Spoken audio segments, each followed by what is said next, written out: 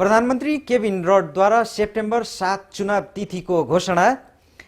सिडनीको भ्रमणमा रहेकी नेपालको गौरवशाली भलिबल खेलाडी एवं नवनायिका सिपोरा गुरुङद्वारा विदेशमा रहेका युवाहरूलाई ज्ञान र सिप लिएर देश फर्कन अनुरोध।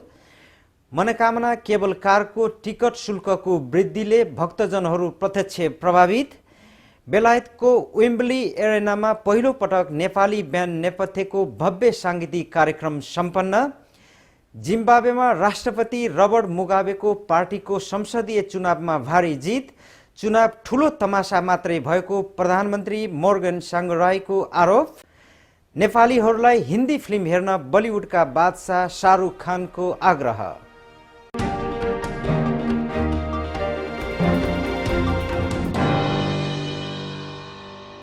नमस्कार, नेपाल वर्ल्ड टेलिभिजनको समाचारमा यहाँहरूलाई स्वागत छ। म राम रुवाली।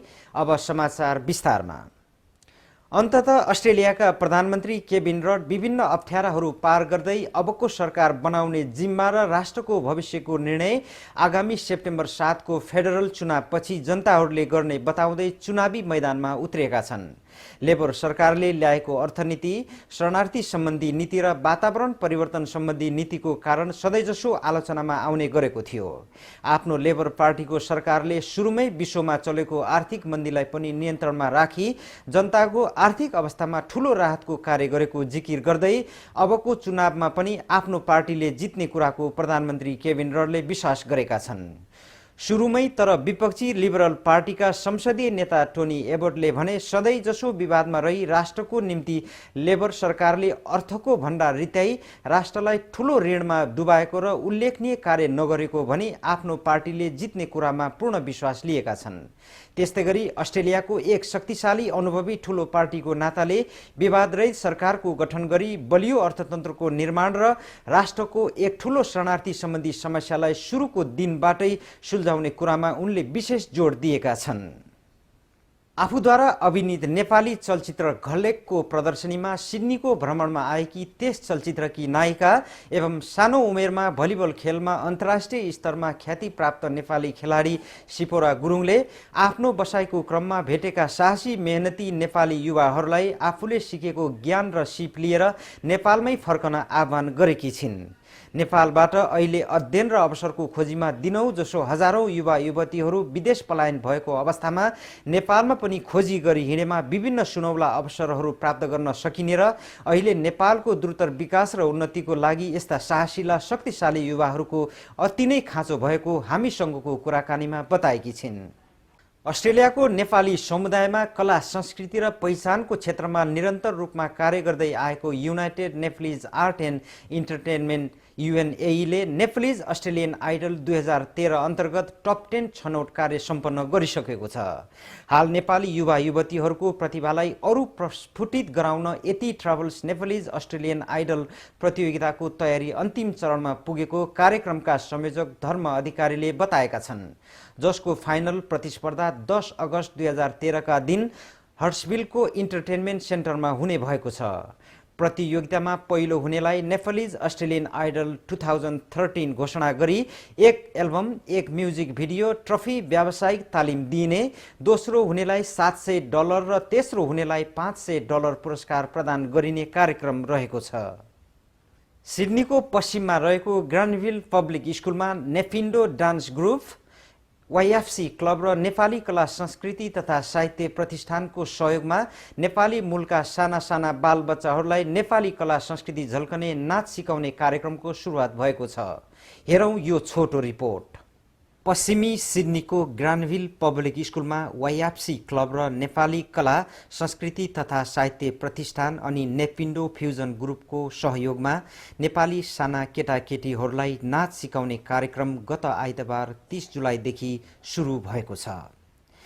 प्रशिक्षक सिडनीका प्रसिद्ध डान्सर उषा बरियाका अनुसार स्कुल जाने उमेरका बालबालिकाहरूलाई नेपाली नृत्यको सँगसँगै परम्परा र संस्कारबारे सिकाउन पाउनु एक ठूलो अवसर भएको र यसले पछिसम्म पनि हाम्रो संस्कृतिलाई बचाइराख्न मद्दत पुग्ने बताएकी छिन्।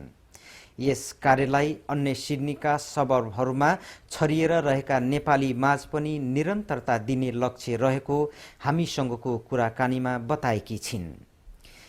त्यस्तै गरी अभिभावकहरूले पनि आफ्ना साना भर्खर सिक्ने उमेरमा पुगेका नानीहरूलाई आफ्नै कला र संस्कृति झल्किने नाचको निमित्त अगाडि सार्न पाउँदा यसले आफ्नो परम्परालाई पछि पुस्तासम्म निरन्तरता दिने कुरा बताएका थिए।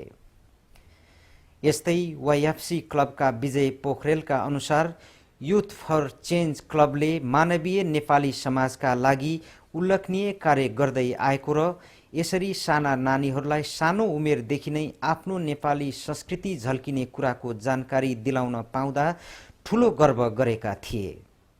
त्यस्तै सुरुमा कामको निमित्त भविष्यका ऊर्जाशील विकासशील युवा जमात तयार पार्न यसले सकारात्मक भूमिका खेल्ने कुरामा दुई मत नहुने देखिन्छ।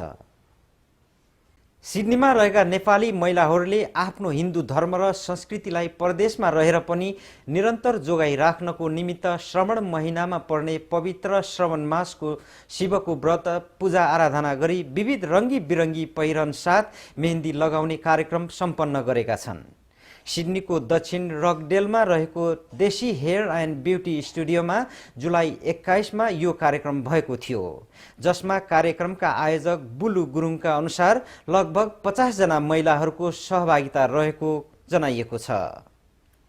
अङ्ग्रेजी पाठकहरूलाई ध्यान दिएर चितवनबाट पनि अङ्ग्रेजी भाषामा अनलाइन न्युज साइट सञ्चालनमा आएको छ।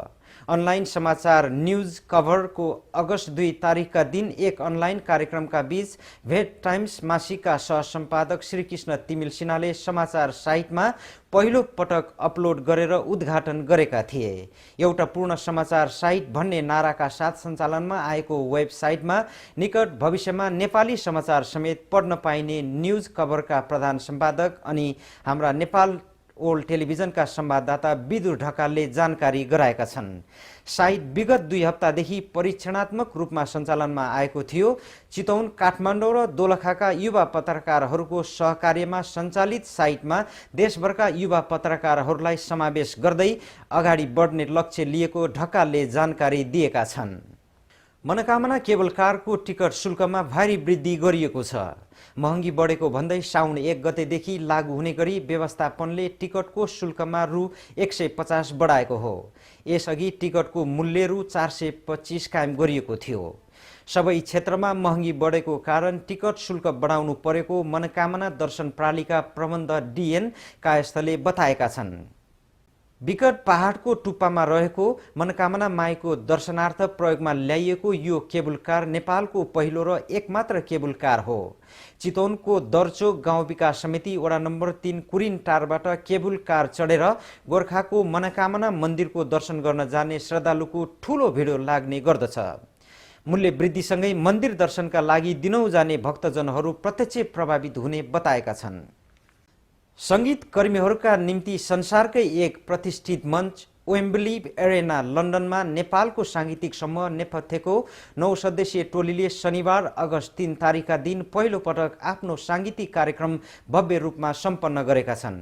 सन् 1934मा स्थापना भए यता यो एरेनामा विभिन्न सांगीतिक कार्यक्रम हुँदै आइरहेको छ। विश्व संगीत जगतका हस्तीहरूले आफ्नो प्रस्तुति दिने भएकोले यसको संसारभर नै चर्चा हुने गरेको छ। यो एरेना विश्वकै तेस्रो ठूलो इन्डोर कन्सर्ट भेन्यू हो भने लन्डनको दोस्रो ठूलो एरेना हो। यो एरेनामा संगीतका विभिन्न विधामा प्रस्तुति दिइन्छ। नेपथ्य ब्यान्डको प्रस्तुति नेपाली संगीतको यो महत्त्वपूर्ण ऐतिहासिक घडीमा हिस्सेदार बन्न बेलायत र वरपर देशमा बस्ने नेपालीहरूको ठूलो संख्यामा उपस्थिति रहेको थियो। नेपथ्यले 2 दशकभन्दा बढी समयदेखि नेपाली सांगीतिक क्षेत्रमा योगदान गर्दै आएको छ। यस अवधिमा नेपथ्य आफ्नो सांगीतिक प्रस्तुतिलाई निरन्तरता दिँदै दर्शक श्रोतामाझ लोकप्रिय रहँदै आएको छ। दीपक राणा, भीम पुन र अमृत गुरुङद्वारा स्थापित यो सांगीतिक समूहमा धेरै कलाकार आउने जाने क्रम चलिरहेको भए तापनि संस्थापक सदस्यका एकमात्र अमृत गुरुङ निरन्तर रूपमा आबद्ध रहँदै आएका छन्। नेपथ्यले आफ्नो साङ्गीतिक प्रस्तुति लिएर देशभित्र र बाहिर थुप्रै भ्रमण गरिसकेको भए तापनि वेम्बली जस्तो ठुलो इतिहास बोकेको मञ्चमा नेपाली ब्यान्ड नेपथ्यको प्रस्तुति हुनु नेपाली गीत सङ्गीत क्षेत्रका लागि अब एक गौरवको विषय बनेको छ। जिम्बाब्वेमा राष्ट्रपति रबर्ट मुगाबेको पार्टीले संसदीय चुनावमा भारी जित हासिल गरेको छ। जिम्बाब्वेको निर्वाचन आयोगले जनाए अनुसार यसै साता भएको निर्वाचनमा मुगाबेको जानुपिएफ पार्टीले 210 सिट, संसदमा 137 सिटमा विजय हासिल गरेको हो। तर प्रधानमन्त्री मोर्गन साङ्गुराई सहितका मुगाबेका विपक्षीहरूले भने निर्वाचन स्वच्छ नभएको भन्दै परिणामलाई अस्वीकार गर्दै यो चुनाव ठूलो तमासा मात्रै भएको आरोप लगाएका छन्। जिम्बाब्वेको निर्वाचन आयोगले चुनाव गम्भीर रूपमा सम्झौता मात्रै भएको जनाए लगत्तै राजधानी हरारे स्थित पार्टी मुख्यालयमा पत्रकार सम्मेलन मार्फत उनले यस्तो लज्जाजनक चुनावले जनताको मत प्रतिनिधित्व गर्न नसक्ने उल्लेख गरेका छन्। तर निर्वाचन पर्यवेक्षण गर्ने मुख्य दुई समूहले भने निर्वाचन स्वतन्त्र र निष्पक्ष भएको जनाएका छन्। आतंकवादी सञ्जाल अल कायदाले विश्वका केही देशका कारागारबाट कैदी भगाउन थालेपछि इन्टरपोलले विश्वभर सुरक्षा सतर्कता अपनाएको छ। इराक, लिबिया र पाकिस्तानको कारागारबाट कैदी भगाइएको सन्दर्भमा इन्टरपोलले आफ्ना 190 सदस्यीय राष्ट्रलाई यसबारे खबरदारी गर्न निर्देशन दिइसकेको समाचारमा जनाइएको छ। कारागारबाट भागेका कैदीमा 30 जना खतरनाक आतंकवादी रहेको उल्लेख गर्दै इन्टरपोलले मध्यपूर्व सहित अरू राष्ट्रमा पनि उच्च सतर्कताका लागि ध्यानाकर्षण गराइएको हो। गत 22 जुलाईमा इराकका 2 कारागारबाट 100 कैदी भगाएको अल कायदाले 30 जुलाईमा पाकिस्तानको डेरा इस्माइल खान कारागारबाट तालिबानीहरूले कारागारमा आक्रमण गरी थुप्रै कैदी भगाएका थिए।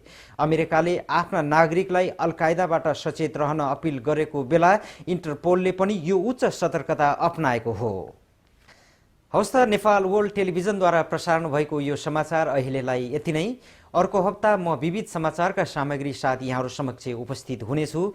तबसम्मका लागि यो समाचार बुलेटिन brtnepal.com र www.nepalworld.tv मा अन्य हाम्रो कार्यक्रमका साथ हेर्दै रहनुहोला। अहिलेलाई नेपाल वर्ल्ड टेलिभिजन समाचार युनिटका साथै मलाई पनि बिदा दिनुहोस्। नमस्कार।